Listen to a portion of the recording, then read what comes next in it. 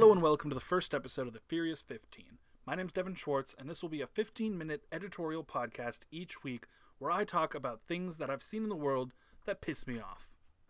This week I want to talk about people getting all worked up over things they have no control over or don't even know exist. Listen, people, I'm not going to tell you that the Illuminati don't exist. I'm not going to tell you that chemtrails are a myth. I'm not going to tell you that Russia didn't conspire to elect a man-baby as our president. What I am going to tell you is that you cannot control those things, so please shut the fuck up about them. There are people in your hometown that are starving to death, ODing on drugs, depriving their children of health care, and beating their dogs. These are things that are not happening in a third world country. These are things happening in your backyard. How can we, as a country, unite against any threat, domestic or otherwise, if we can't even fix our communities and feed our people?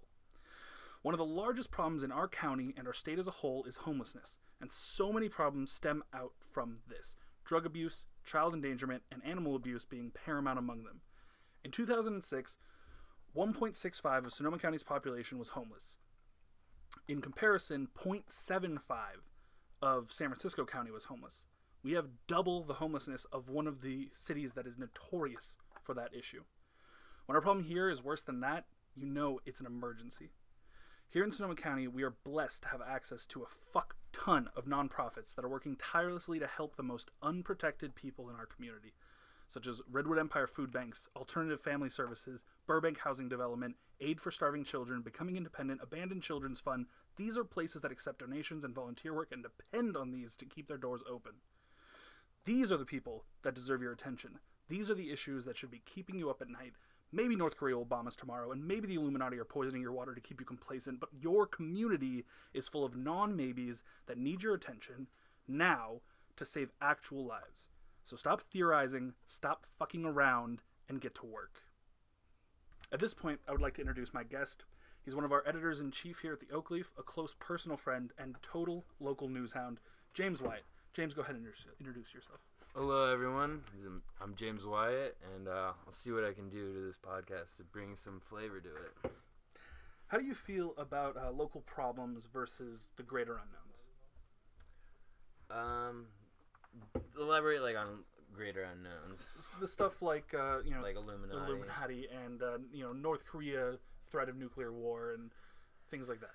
I mean, I get why people kind of want to theorize about those things. They want to have this secret enemy who's doing things in their community that are, to this larger picture that's the worldwide as their, that they plan to dominate. But so I get that there's this cynicism towards that and that can exist, but overall, there are so many local issues that you can partake in, and you can use the same amount of energy that you are putting into these bullshit theories like 9/11. I mean, I don't know about that one, but I mean, true. You could you could go down to your local food bank and at least a couple hours there, and you will have so much more knowledge just coming from that, talking to people, and you'll understand the local community's problems a lot more.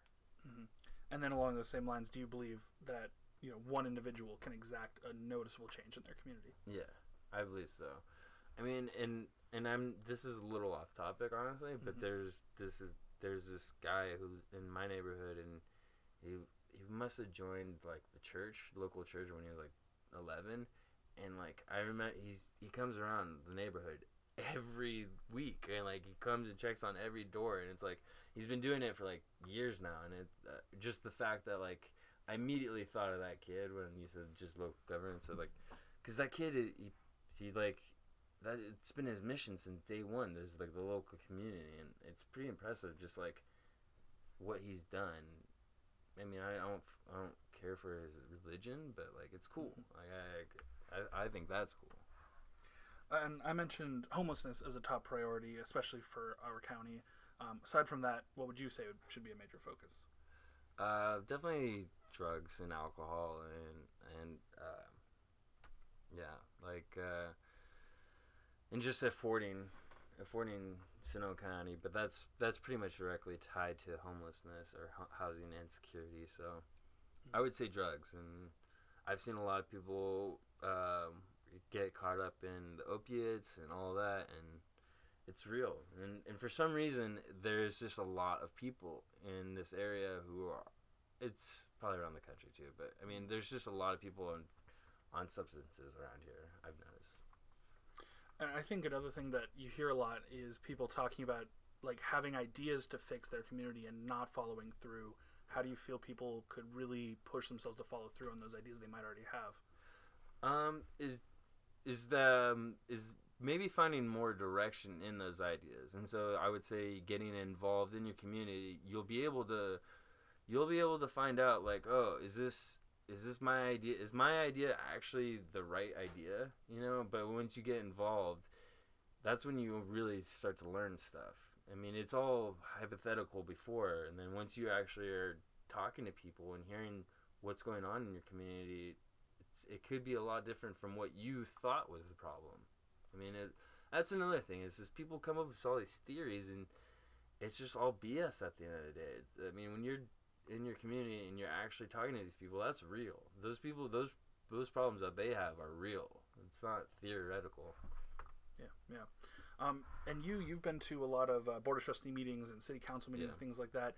Do you think on that local government level there is real change happening? Do you think that would be a good route for people, or Definitely. do you think exacting change themselves is better? I would say that's a great way to start, because there's about 120 people, or there's like 60 to 120 people given at those meetings, and those people give a shit. Like those are why they're there, and so if you go there and you go during the public forum and you say something, Dr. Chong is looking right at you, and Dr. Chong is a genuine nice man who wants to actually protect his students, and if it's something that is, you know, whatever it is, he'll take note of it. And I think that's one of the biggest things, because then you'll have other people like me, who's the editor-in-chief of the Oak Leaf, who's sitting there waiting for stories like that. Like, that's what I'm sitting there waiting for, is for somebody to come up and say, like, hey, this is a new, fresh issue, like, we need help, or we need to do this. And, like, that's how those things get fixed, is that's where they get the ball rolling. That's the best way to do it. Definitely.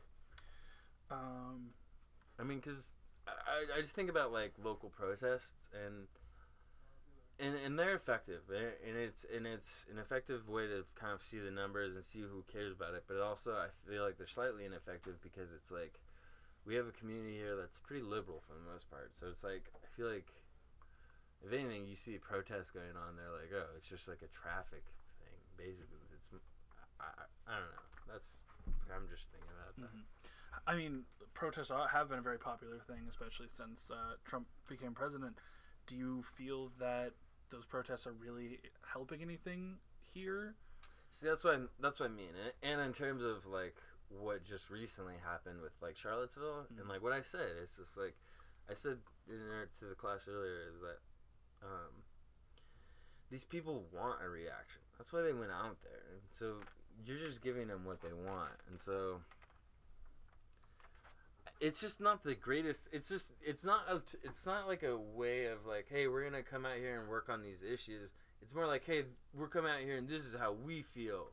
It's not a democratic process. It's not like people are exchanging different opinions and then kind of coming up with a way that's, you know, like acceptable moving forward. It's more like it's black or white.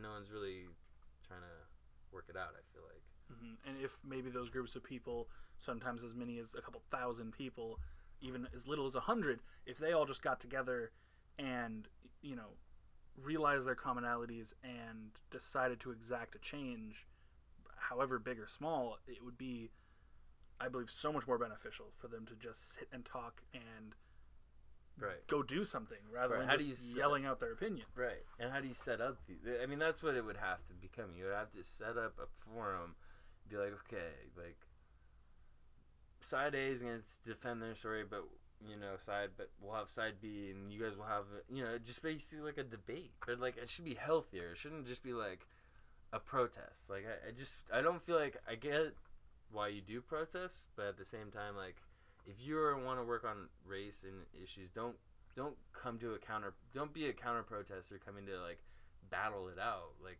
should be democratic. For sure.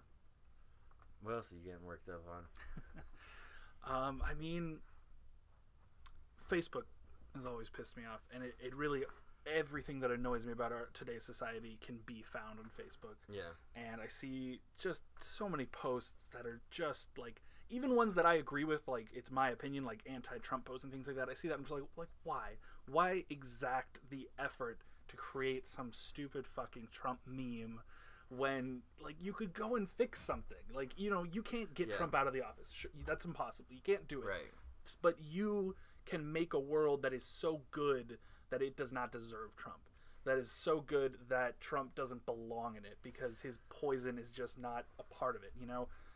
So at the root of all of this, are you just sick of complainers? You want people pretty much, yeah. It's like I don't want to be one of those people who are like, oh, millennials today, they're always complaining, they're such snowflakes. I'm not like that.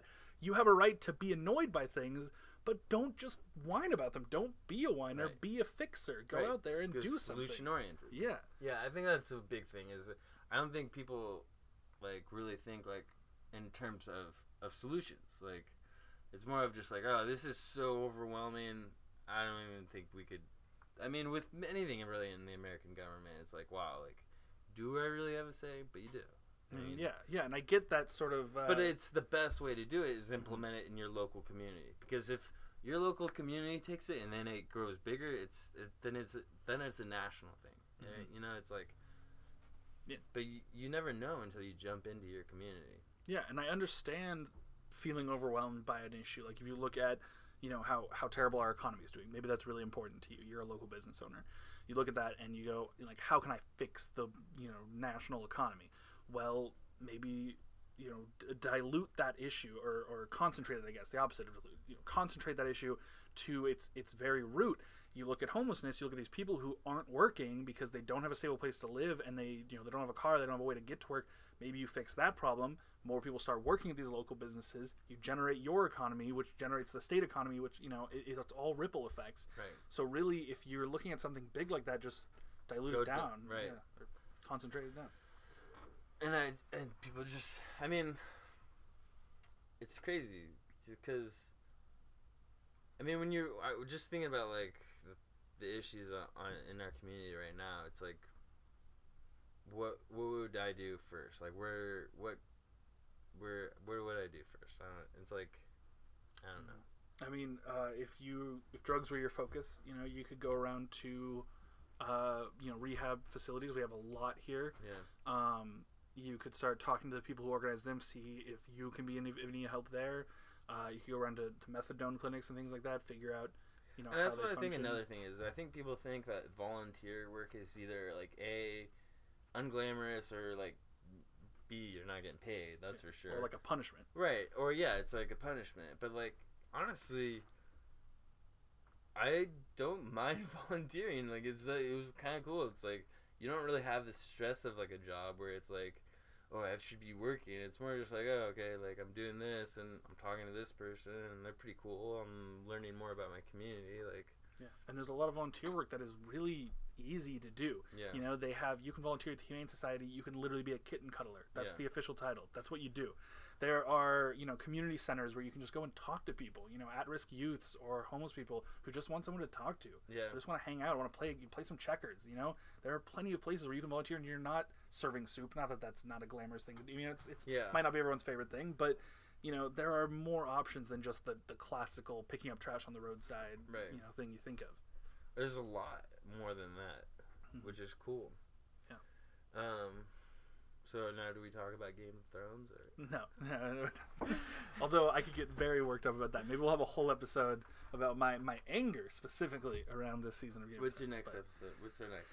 What are we going to talk about next week? Next week, I think I would actually like to dive more into social media and Facebook in particular. Yeah, I was going to say because just like I was putting commonalities together with what you're saying, I was like, I don't think because Facebook is, I think you need that human interaction face to face, and so much just goes down on Facebook where it's easy, it's too easy, and I think that's another thing where Charleston's kind of getting to how it did is because like it's like all of a sudden these people who decided to step out of the Facebook realm and step into real life and then that's when you had those clashes, and it was like, yeah, of course you can have that, but yeah, it's there's not a lot. appropriate. So it's next week. I'm just gonna write down every post I see that pisses me off, and we'll go from through. there. But that is the 15-minute mark, so that is all the time we have for the Furious 15. We will see you next week, where we'll maybe talk about social media, Facebook, and why that pisses us off. Thank you very much, and have a great week.